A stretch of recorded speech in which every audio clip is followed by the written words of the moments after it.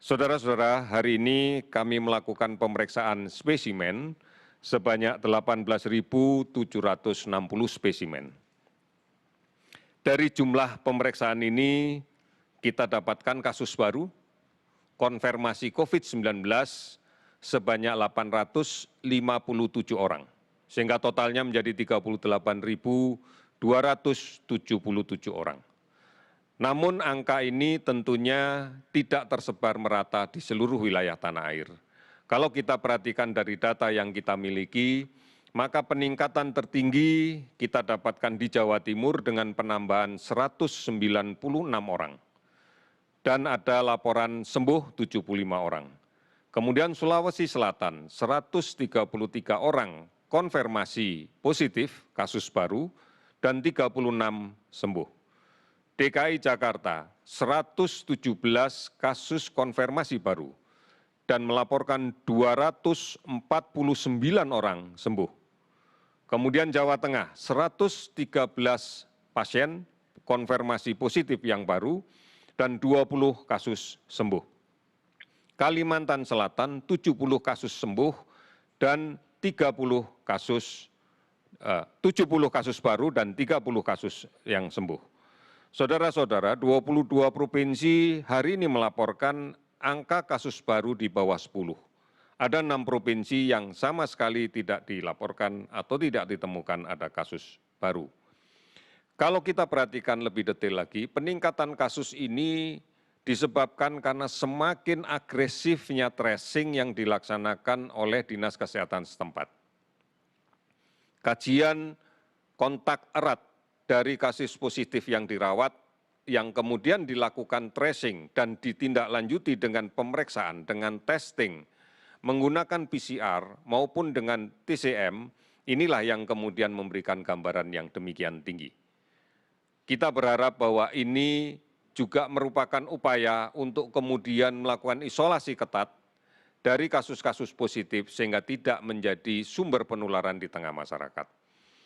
Total kasus sembuh yang kita dapatkan hari ini adalah 755 orang, sehingga totalnya menjadi 14.531 orang. Meninggal 43 orang, sehingga total menjadi 2.134 orang.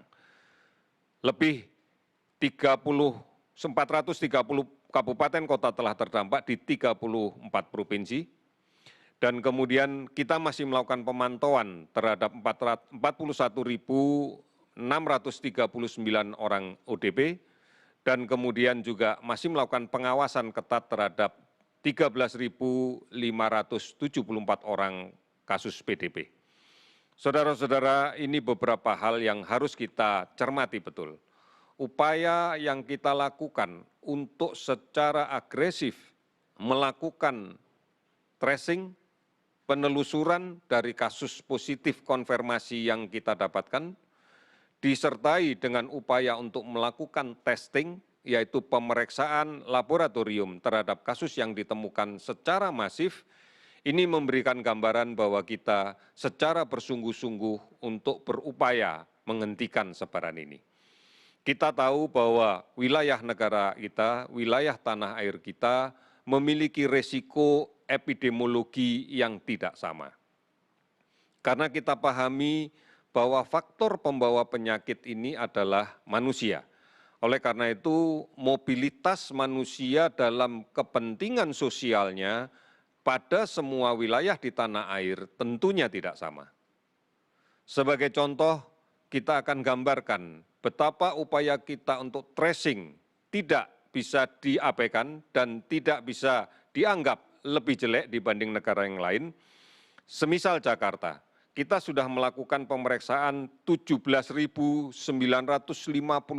tes per 1 juta penduduk. Kita melakukan 17.954 tes per 1 juta penduduk. Kalau kemudian kita bandingkan ini dengan negara yang lain, misalnya dengan Jepang, Jepang hanya melakukan 2.626 tes per 1 juta penduduk. Vietnam 2.826 tes per 1 juta penduduk.